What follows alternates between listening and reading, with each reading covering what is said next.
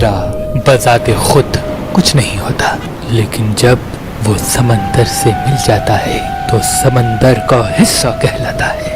ویسے ہی اپنے خودی کو فنا کر کے اپنے محبوب کو پانے والوں میں اللہ کے ولی حضرت شمس الدین تبریزی سبزواری کا نام یاد رکھا جائے گا۔ آپ کا شجرہ نسب تاریخ نے اپنے دامن میں کچھ یوں لکھا ہے: امام علی، ان کا بیٹا امام حسین، ان کا بیٹا امام زین العابدین، ان کا بیٹا امام محمد باقر، ان کا بیٹا امام جعفر صادق، ان کا بیٹا حضرت اسماعیل، ان کا بیٹا محمد، ان کا بیٹا اسماعیل ثانی، ان کا بیٹا محمد منصور، ان کا بیٹا سید غالب، ان کا بیٹا حضرت عبد المجید، اور ان کے دو بیٹے ہوئے حضرت منتخب باللہ اور حضرت منتظر باللہ۔ حضرت منتخب باللہ سے حضرت قلندر شہباز کا نسب ملتا ہے، اور حضرت منتظر باللہ سے شاہ شمس تبریز کا کچھ یوں۔ ان کے بیٹے ہوئے حضرت احمد ہادی، ان کے بیٹے ہوئے سید ہاشم علی، ان کے بیٹے ہوئے محمد معصوم، ان کے بیٹے ہوئے محمود، ان کے بیٹے ہوئے سید محب، ان کے بیٹے ہوئے علی خالد، ان کے بیٹے ہوئے عبد المومن، ان کے بیٹے ہوئے علی سلام الدین، ان کے بیٹے ہوئے محمد صلاح الدین، ان کے بیٹے ہوئے حضرت شمس الدین تبریزی سبزواری، جس کو زمانہ شمس تبریز کے نام سے یاد کرتا ہے۔ آپ کی ولادت سے تقریباً 25 سال پہلے آپ کے دادا علی سلام الدین نے آپ کے بابا محمد صلاح الدین سے کہا کہ اے میرے بیٹے، ان قریب اللہ تجھے ایک بیٹا دے گا جس کا فیض سورج کی طرح پوری دنیا میں چمکے گا، اس کا نام شمس رکھنا، اور اسے یہ میری امانتیں دینا اور کہنا جو علم اسے ملنا ہے وہ علم اس کے خون میں چھپا ہے۔ بس کچھ برس بعد اللہ پاک نے 15 شعبان 560 ہجری بمطابق 1 دسمبر اپنی رحمت کے خزانے میں سے اس ولی کا ظہور کر دیا جس کو آج بھی زمانہ شمس تبریز کہتا ہے۔ آپ بچپن سے ہی تنہائی پسند تھے، سارا دن اندھیرے میں تنہا بیٹھے رہتے تھے اور اپنے والد سے مختلف علوم سیکھتے رہے، جن میں علم سلوک، علم نجوم، علم عقوب، علم نقالہ، علم نتیت، علم ابجد، علم لباب، علم جفر، علم نور، جنات نقد، مسام، اسرار زبان، نخت اور نیالہ کے ہزاروں راز تھے۔ آپ کی عمر مبارک ابھی 16 سال تک ہی پہنچی تھی کہ آپ ہر انسان کے ہر سوال کا جواب قرآن سے دینے لگے۔ بعض مرتبہ آپ کے والد آپ کی اس معرفت کی منزل کو دیکھ کے اپنے بابا کی وہ بات یاد کیا کرتے تھے کہ تیرے بیٹے شمس کا نور پوری دنیا میں چمکے گا۔ لیکن جیسے جیسے آپ کا علم بڑھتا رہا، آپ لوگوں سے ملنا کم کرتے رہے۔ آپ کے بابا مختلف گاؤں، دیہات، شہر میں آپ کو لے کے جایا کرتے تھے اور آپ دین حق کی تبلیغ کیا کرتے تھے۔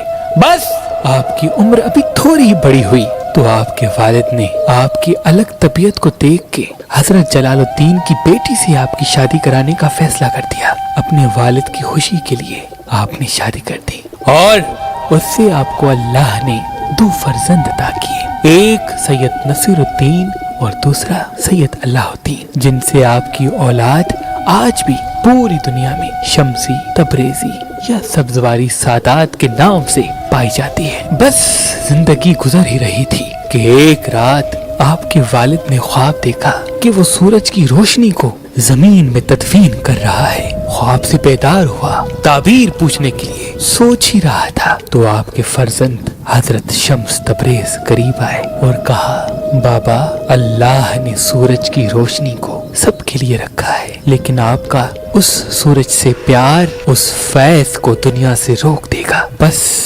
اتنا کہنا تھا تو آپ کے والد نے اس خواب کی تعبیر پالی اور کہا، اے میرے بیٹے، تیرا جہاں جی کرے وہاں چلا جا، کیونکہ تیرے ہاتھوں سے، تیرے کردار سے لاکھوں لوگ فیض پائیں گے اور سینکڑوں لوگ مسلمان ہوں گے۔ جاؤ بیٹا جاؤ۔ بس اپنے بابا سے اجازت لے کے آپ تبریز کی طرف روانہ ہو گئے اور 12 سال تبریز میں رہے، جیسے کہ وہاں کے لوگ انسانوں پہ ظلم کرتے تھے تو آپ مسلسل ان کی اصلاح کرتے رہے۔ تبھی آپ کو شمس सब्जवारी और शम्स तबरेजी भी कहा जाता है। बस उसके बाद शाह शम्स तबरेज मक्के की तरफ रवाना हो गए। अल्लाह के घर की ज़ियारत के बाद रोज़ा रसूल पे आए, वहाँ से नजफ, नजफ से करबला, करबला से बगदाद, बगदाद से सामरा, सामरा से फिर मशहद, मशहद से कीनिया, अफ्रीका, पूरी दुनिया में मुख्तलिफ जगहों पे जाते रहे और अपने किरदार और करामात और इल्म से लोगों को फैज़ देते रहे। तभी आपको मुख्तलिफ ममालिक के लोग मुख्तलिफ नाम से बुलाने लगे। रोम में शम्स तबरेज, इराक में शम्स बगदादी, ईरान में शम्स तबरेजी सब्जवारी, कश्मीर में शम्स परिंदा, अफ्रीका में शम्स कलंदर, किनान में शम्स किनानी, मिस्र में शम्स मिस्री और शाम में शम्सुद्दीन के नाम से याद किया जाने लगा। आपकी एक आदत हुआ करती थी कि आप मुख्तलिफ शहर जाके तबलीग और लोगों की इस्लाह किया करते थे, लेकिन जब वहाँ के लोग दर्से अखलाक पा लेते थे तो आप वहाँ से कूच कर लिया करते थे। वो लोग ढूंढते रहते थे, लेकिन आप फिर कहीं ऐसी जगह चले जाया करते थे जहाँ लोगों को इस्लाह की जरूरत होती थी। तभी आपकी एजाजी कब्रें काफी मकामात पर हैं। खुई ईरान में भी आपकी एजाजी कब्र बनी हुई है, रोम में भी आपकी एजाजी कब्र बनी हुई है, तुर्की में भी आपकी एजाजी कब्र बनी हुई है, कराक्रम में भी आपकी कब्र बनी हुई है, क्योंकि आप लोगों की इस्लाह के बाद अचानक से वहाँ से चले जाते थे और लोग आपको ढूंढते रहते थे और आपकी एजाजी कब्र बना लेते थे। ऐसे घूमते घूमते जब आपकी उम्र मुबारक तकरीबन 60 साल की हुई तो आप रोम पहुंचे। फटी हुई चप्पल, पुराने कपड़े, फकीरी लिबास, बड़े बाल, लोग आपको अजीब निगाह से देखते थे और लबों पे हरदम जिक्र अली इब्न अबी तालिब अलैहिस्सलाम और बीबी फातिमा ज़हरा सलामुल्लाह अलैहा की शान मुसलसल बयां करते रहते थे। यही सबब था कि लोग और उस वक्त के उलमाए दीन आपकी तौहीन करते थे। एक मर्तबा रोम में आप चल रहे थे, देखा कि एक आलिम जिसको जमाना जलालुद्दीन रूमी के नाम से पहचानता है अपने शागिर्दों को दर्स दे रहा है और उसके साथ उसकी वो अनमोल किताबें जो हाथ से लिखी हुई थी, जिसमें कुछ उसके वालिद के हाथ की लिखी हुई किताबें भी थी। शाह शम्स तबरेज करीब आके कहने लगे, आए अपने आप को आलिम कहने वाले, ये क्या है और तुम क्या कर रहे हो? मौलाना रूमी ने ऊपर देखा, फटे हुए कपड़े, टूटी हुई चप्पल, बड़े बाल, चेहरे पे मट्टी। जब इस हाल को देखा तो कहा, बाबा कहीं और जाओ, मैं बच्चों को पढ़ा रहा हूँ और ये तुम्हारे समझ से बालातर बातें हैं, जाओ जाओ यहाँ से जाओ। बस ये कहना था तो शाह शम्स तबरेज ने देख के उन पूरी किताबों को, साथ में नदी थी उसमें फेंक दिया। फेंकने के बाद मौलाना रूमी परेशान हो गए, अपने हाथ सर पे रख के कहने लगे, क्या है बाबा तुमने ये क्या कर दिया? तुमने गजब कर दिया, इतनी अनमोल किताबें मेरी दादा मेरे बाबा ने इतनी मुश्किलात से लिखी, वो सारी तुमने नदी में फेंक दी, ये तुमने क्या किया? मौलाना रूमी के शागिर्द शाह शम्स तबरेज की तौहीन करने लगे। आप सबको देखते रहे और इशारा किया कि रुको। नदी में हाथ डाला और एक एक किताब को बाहर निकाला और मौलाना रूमी के हाथ में वो किताबें एक एक करके जमा कर दी। तो मौलाना रूमी ने जैसे देखा वो किताब खुश्क और उस किताबों से मट्टी निकल रही है, वो देख के हैरान हो गए और शाह शम्स तबरेज से पूछने लगे, ऐ बाबा ये क्या है? शाह शम्स तबरेज ने कहा, ये वो है जो तुम नहीं जानते। बस शाह शम्स तबरेज ये कह के चले गए और मौलाना रूमी अपने शागिर्दों को छोड़ के शाह शम्स तबरेज के पीछे पीछे आने लगे और कदमों में गिर गए और कहने लगे, मुझे माफ करना, मुझे अपना शागिर्द बनाओ, जो इल्म तुम्हारे पास है मुझे भी सिखा। तो शाह शम्स तबरेज ने कहा, इल्म ढूंढने से नहीं बल्कि खुद को खोने से मिलता है, क्योंकि एक कतरा कुछ नहीं होता, लेकिन जब वो समंदर से मिल जाता है तो समंदर का हिस्सा कहलाता है। बस उस दिन से मौलाना रूमी सारा दिन आपके कदमों में बैठ के आपसे फैज हासिल किया करते थे और आपके मुरीद बन गए और रक्स करने लगे। लोगों को पढ़ाने के बजाय अपने आप में खो गए, खुदा के इश्क में जमीन को खम कर दिया। लेकिन जो मौलाना रूमी के शागिर्द थे वो दिन ब दिन हजरत शाह शम्स तबरेज के दुश्मन बन बैठे कि इस बाबा ने पता नहीं क्या हमारे उस्ताद पे जादू कर दिया कि सारा दिन ये घूमते रहते हैं, रक्स करते रहते हैं, हर चीज तब्दील कर दी, हर चीज छोड़ दी।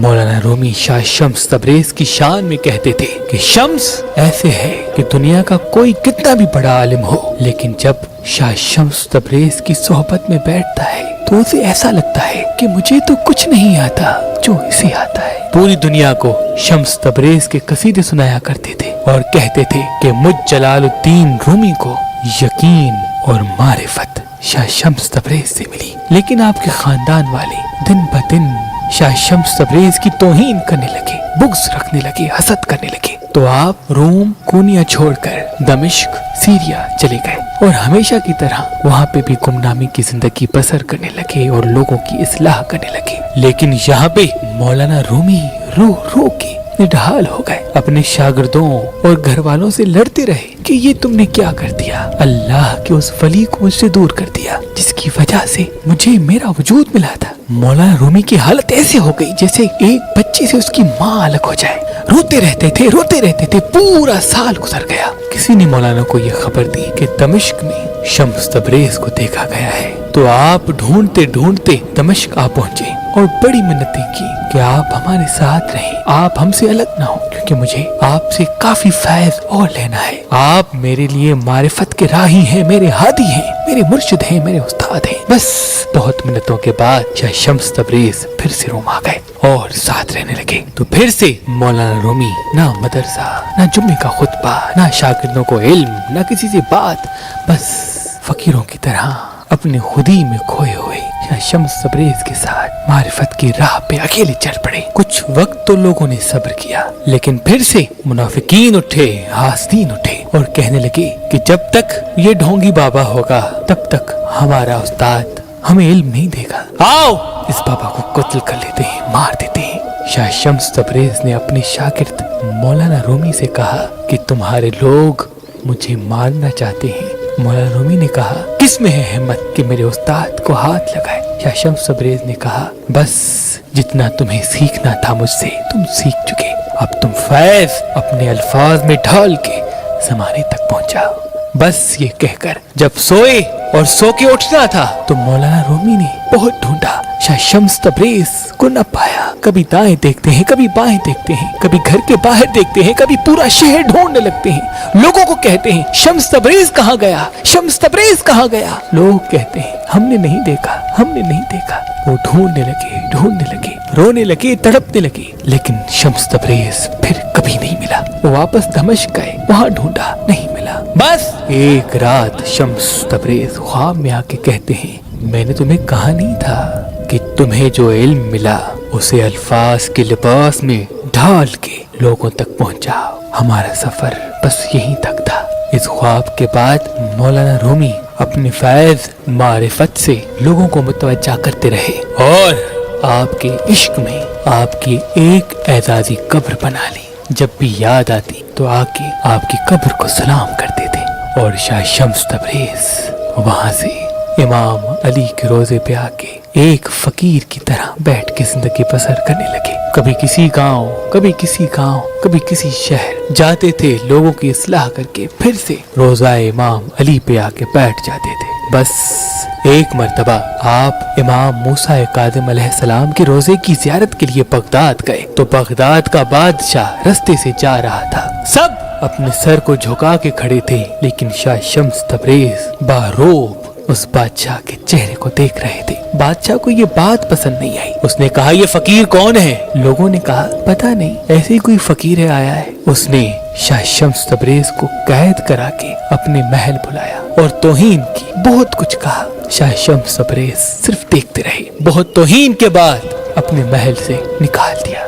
बस शाह शम्स तबरेज का बगदाद से नजफ की तरफ जाना था कि इतनी देर में उस बादशाह का बेटा मर गया। बेटे का मरना था तो लोगों में ये चर्चा शुरू हो गया कि शायद उस फकीर की बद्दुआ लगी है जिसको बादशाह इतना बुरा भला कह रहा था। उसने कुछ भी नहीं कहा। बादशाह को इस बात का एहसास हुआ। उसने अपने सिपाहियों से कहा कि जाओ ढूंढो, उस फकीर को ढूंढो। मुझसे बड़ी गलती हो गई, मैं उसे माफी मांगना चाहता हूँ, मुझे इतनी बड़ी सजा न दे, जाओ उसे ढूंढो। किसी ने कहा कि हम उस फकीर को नजफ में देखते हैं, वो रोजा अली के साए में बैठा होता है। आते हैं और शाह शम्स तबरेज के कदमों पे गिर के कहते हैं ऐ अल्लाह के वली चलो बादशाह के पास। तो आपने कहा कौन बादशाह? मेरा बादशाह सिर्फ अली है। लोगों ने कहा आप चले, वो आपसे माफी मांगना चाहता है, उसका बेटा मर गया और उसे ये लगता है कि उसे आपकी बद्दुआ लगी है। बस ये कहना था तो आपने कहा जाओ अपने बादशाह और उसके मरे हुए बेटे को मेरे बादशाह अली के दरबार में लेके आओ। बस वो बादशाह रोते रोते अपने बेटे की लाश को लेके शाह शम्स तबरेज के पास आया और दस्ते अदब को जोड़ के अर्ज करने लगा, ऐ अल्लाह के वली मुझे माफ करना, मैं दौलत के नशे में मस्त था, आपके दिल को दुखाने के सबब अल्लाह ने मुझसे मेरा बेटा ले लिया। शाह शम्स तबरेज ने कहा, जिंदगी और मौत अल्लाह के हाथ है।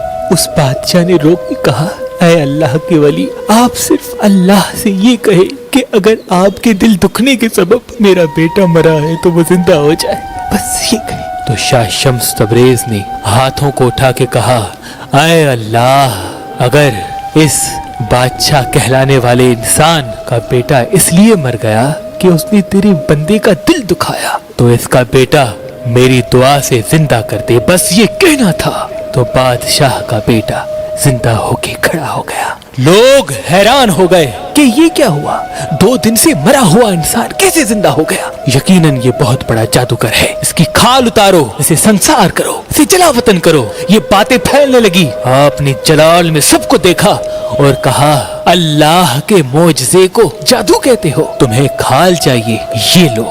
बस अपने हाथों से अपने बालों को पकड़ा और खींच के अपनी खाल उतार के उसके कदमों में फेंक दी। सब देखते रहे और आप बगदाद से हिंदुस्तान की तरफ रवाना हो गए। इस मोजज़े के बाद वो जो बेटा जिंदा हुआ था, उसने अपने बाबा से कहा कि मेरी जिंदगी शम्स तबरेज की दुआ का सदका है, आज के बाद मैं इनका गुलाम बन के रहूंगा। तो बस आपके साथ एक आपका बेटा नसीरुद्दीन और दूसरा वो शहजादा मोहम्मद चलते रहे। दरियाए जनाब से होते होते मुल्तान आ पहुंचे। मुल्तान का तारीखी पस मंजर कुछ यूं है कि ये शहर सदियों से आबाद है। हजारों साल पहले एक कौम जिसका नाम माली था यहाँ आके रहने लगे।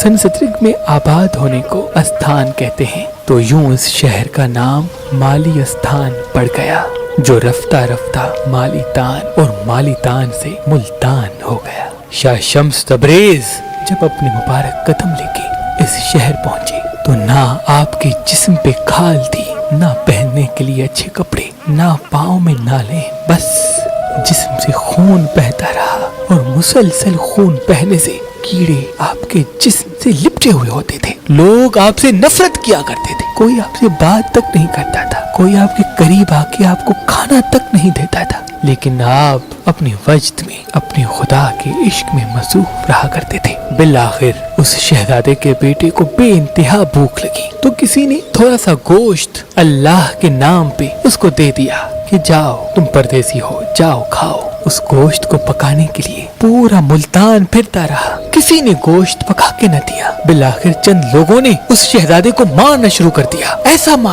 मारा कि वो रोता रोता शम्स तबरेज के पास आया और कहने लगा, ऐ अल्लाह के वली, यहाँ के लोग बहुत बुरे हैं, इनके पास किसी गरीब इंसान का कोई एहसास तक नहीं, चलो यहाँ से चलते हैं। बस शाह शम्स तबरेज ने अपनी झुकी हुई निगाहों को उठाया और क्या देखें कि उनके मुरीद का चेहरा खून से लाल और वो भूख से निढाल। शाह शम्स तबरेज ने देख के कहा, तुम्हें ये गोश्त खाना है? उसने रो के कहा, ऐ अल्लाह के वली, मैंने 2 दिन से कुछ नहीं खाया।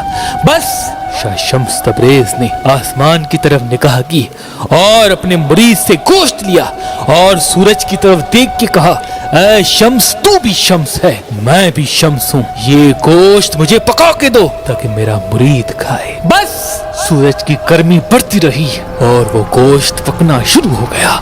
मुल्तान में क़यामत बर्पा हो गई। लोग इधर उधर भागने लगे कि ये क्या हो गया। सब भाग रहे हैं और शाह शम्स तबरेज उस गर्मी में गोश्त पका रहे हैं। बस जब इस मंजर को वहाँ के लोगों ने देखा तो आके कदमों पे गिर गए और कहा कि ऐ अल्लाह के वली, हमें माफ कर दो, हम इस गर्मी में मर जाएंगे, आज के बाद हम किसी गरीब को कमतर नहीं समझेंगे।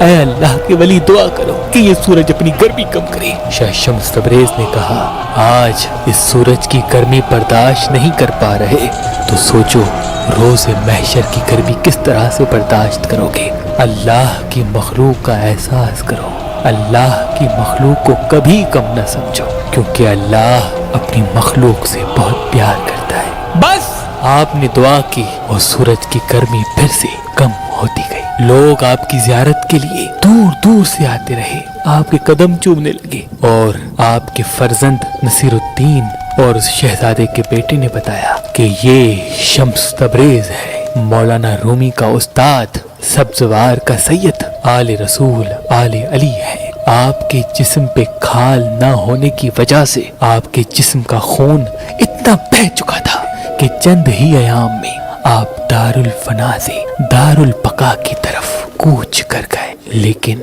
आपके बेटे नसीरुद्दीन ने जो इल्मी बातें आप लोगों को बताया करते थे, इल्मे नुजूम, इल्मे जफर, इल्मे नखत के वो राज जो जमाने को सिखाते थे, वो अक्सर करके तहरीर किया करते थे। और वो जो पत्थर जो हमेशा आपके सीने में हुआ करता था, उस पत्थर और हाथ की किताबों को आपने अपने बाबा की आखिरी निशानी समझकर अपने घर में छुपा दिया, जो पुश्त दर पुश्त होते होते आज हम तक आ पहुंचा। और हम उन हाथ के लिखे हुए किताबों के तवस्सुत से मुख्तलिफ उलूम आप तक पहुंचाते।